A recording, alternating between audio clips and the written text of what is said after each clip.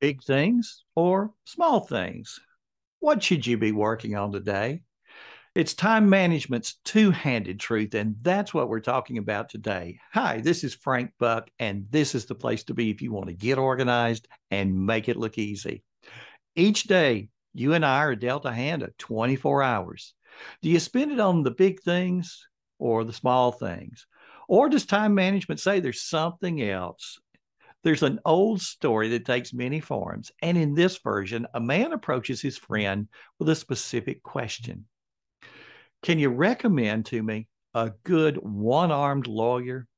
Well, the friend finds the question odd and asks for the reason behind this request. The man replies, well, it's easy. Every time I ask a lawyer a question, he'll start by saying, well, on the one hand, and he proceeds with an explanation that is so logical, I can follow him every step of the way. I know exactly what to do next. But at that moment, he'll say, but on the other hand, and he'll proceed with an entirely different argument. I wind up feeling more confused than I did when I started. I'm looking for a good one armed lawyer. For more variations on the story, come over to the link in the companion blog post. I think you'll enjoy them. Let's talk about time management's big things. On the one hand, time management literature is filled with references to using time for the big things. We read about the big rocks, for example, in the 7 Habits of Highly Effective People. And the story of Ivy Lee and his conversation with Charles M. Schwab highlights the idea of identifying the important tasks and starting the day with them. The popularity of Cal Newport's work, Deep Work, argues for the need to focus without distraction on tasks that require concentration. If you spend your day on the small things, the real reason could be avoidance of the big things. Is that true for you? It's a form of procrastination. Watching one video leads to watching another and another, and before you know it, half the day is shot. When you finally get around to your big things, you're too tired to do anything.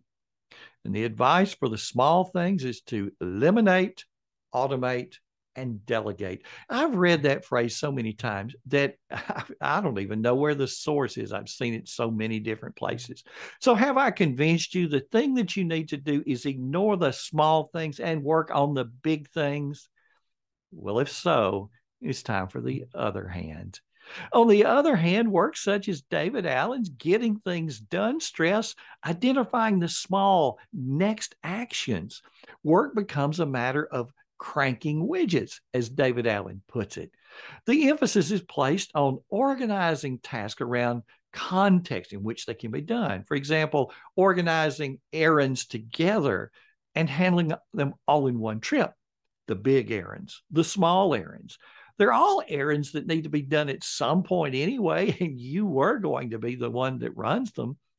As noble as it seems to work on the big things, someone's got to empty the dishwasher. And unless you're wealthy enough to have staff around the house, that someone's likely to be you.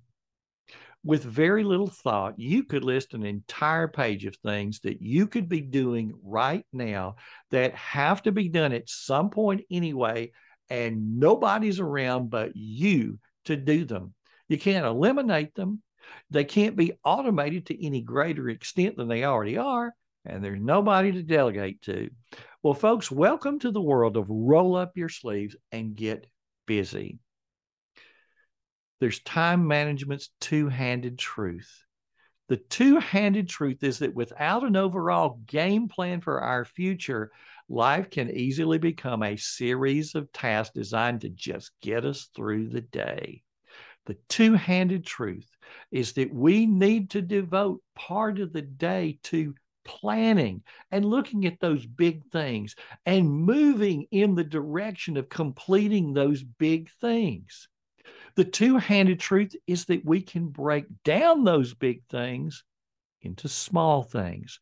Further, we can designate parts of the day where we focus on goals and pushing forward projects of value. And for most of us, the morning likely provides that time. For others, it may be a period of solitude at night.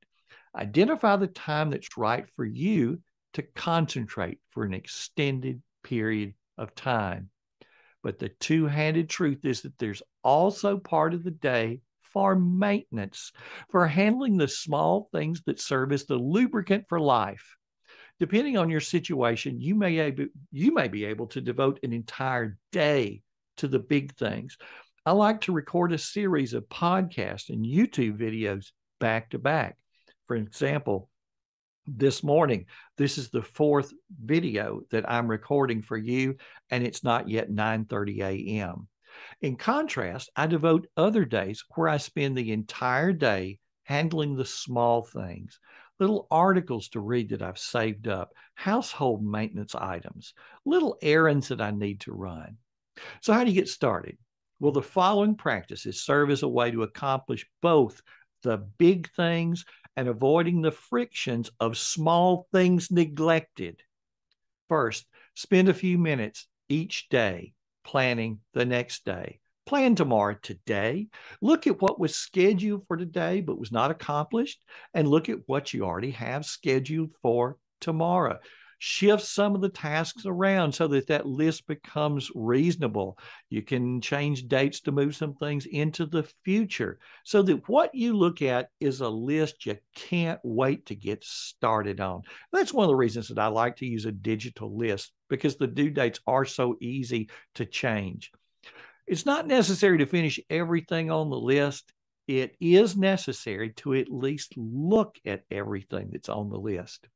Worrying about what may be lurking unseen somewhere at the bottom of that list must never be something that you're doing. Plan your day with the flow. I talk a lot about the Fab Five. Put those at the top of the list, followed by tasks for the morning, the afternoon, and the evening. In the companion blog post, you're going to find a link that's going to take you to some resources that'll help you with this. Next, word task clearly. What is easy gets done. So when you look at the list, you should have a clear picture of exactly what to do. When it comes to managing your day, you don't need a good one-armed time management coach. Instead, realize the two-handed nature of how our world works. Break big things down into small things. As an old Alvin Toffler quote tells us, you've got to think about the big things while you're doing the small things so that all the small things go in the right direction. Thanks for stopping by today. And if you like this video, take a look at these two videos right over here. And if you're not already subscribed to the channel, subscribe now so that you can be notified when more videos post.